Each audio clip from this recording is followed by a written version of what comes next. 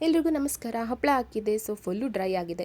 ನಾನು ಹಪ್ಪಳ ಹಾಕಿ ತಿಂದಿದ್ದ ದಿವಸ ಅಮ್ಮ ಮನೇಲಿರಲಿಲ್ಲ ಅಂತ ವಾಪಸ್ ಬಂದೆ. ಬೆಳಗ್ಗೆ ಅಮ್ಮ ಊರಿಂದ ಬಂದು ಎಲ್ಲ ಕೂಡ ಈ ಥರ ನೀಟಾಗಿ ಬಿಸಿಲಿಗೆ ಹಾಕಿದರು.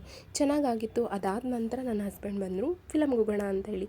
ಅದೊಂಥರ ಖುಷಿ, ಚೆನ್ನಾಗಿರುತ್ತಲ್ಲ. ನಾವು ಅಮ್ಮನ ಮನೇಲಿ ಇದ್ದಾಗ ಹಸ್ಬೆಂಡ್ ಬಂದು ಮೂವಿ ಕರ್ಕೊಂಡೋದ್ರೆ ಚೆನ್ನಾಗಿರುತ್ತೆ. ವರ್ಕ್ ಮುಗಿಸ್ಕೊಂಡು ಬಂದರು, ನನ್ನನ್ನು ಪಿಕ್ ಮಾಡಿಕೊಂಡು ನಾವಿಬ್ಬರು ಮೂವಿಗೆ ಬಂದೆ. ಆನ್ಲೈನಲ್ಲೇ ಬುಕ್ ಮಾಡ್ಕೊಂಡಿದ್ವಿ ಟಿಕೆಟ್ಸು. ಫಸ್ಟ್ ಡೇ ಸ್ವಲ್ಪ ಪಾಪ್ಕಾರ್ನ್ ಜ್ಯೂಸ್ ಕುಡ್ಕೊಂಡು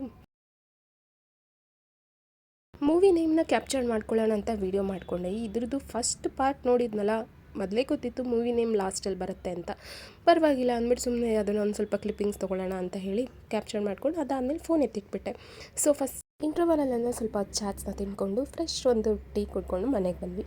ಸೊ ಅಮ್ಮನೂ ಅಷ್ಟೊತ್ತಿಗೆಲ್ಲ ಇದನ್ನು ಪಾರ್ಸಲ್ ಮಾಡಿ ಕಳಿಸಿದ್ರು. ನನ್ನ ಮಗನ ಕರ್ಕೊಂಡು ಹೋಗಿರಲಿಲ್ಲ, ಮನೆಯಲ್ಲೇ ಬಿಟ್ಟು ಹೋಗಿದ್ನಲ್ಲ. ಸೊ ನಮ್ಮಮ್ಮ ಒಣಗಿಸಿ ನೀಟಾಗಿ ಪ್ಯಾಕ್ ಮಾಡಿ ಕಳಿಸಿದ್ರು. ಇದು ಅಕ್ಕಿ ಸಂಡಿಗೆ, ಅಂದರೆ ಅನ್ನ ಮಾಡಿ ಅದನ್ನು ಬಿಸಿಲಿಗೆ ಹಾಕಿದ್ದು, ಚೆನ್ನಾಗಿತ್ತು.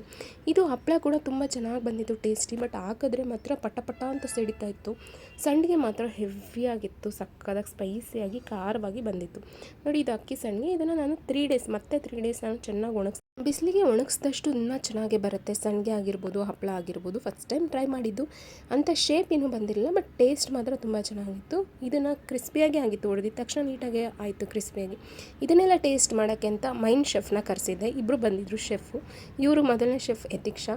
ಸೊ ಫುಲ್ಲು ಇವಳಿಗೆ ಖುಷಿ, ನಾನು ಏನೇ ಮಾಡಿದ್ರು ಚೆನ್ನಾಗಿದೆ ಚಿಕ್ಕಿ ಅಂತಾಳೆ. ನಂಗೆ ಬೇಜಾರಾಗಬಾರ್ದು ಅಂತ ಚೆನ್ನಾಗಿಲ್ಲ ಅಂದರೂ ಚೆನ್ನಾಗಿದೆ ಅಂತಲೇ ಹೇಳ್ತಾಳೆ. ಸೊ ನನ್ನ ಮಗ, ಅಮ್ಮ ಚೆನ್ನಾಗಿದೆ ಬಿಡಮ್ಮ, ಪಟ ಚೆನ್ನಾಗಿಲ್ಲ ಬಿಡಮ್ಮ ಅಂತ ಆವಾಜ್ ಆಗ್ತಾಯಿದ್ದ ನನಗೇನೆ. ಸಮ್ಮರಲ್ಲಿ ಇವರಿಬ್ಬರದು ಫೋನ್ ನೋಡೋದೇ ಕೆಲಸ. ಇದಾಗಿತ್ತು ನನ್ನ ಸಂಡೇ ಬ್ಲಾಗ್. ಎಲ್ಲರಿಗೂ ಒಳ್ಳೆಯದಾಗಲಿ.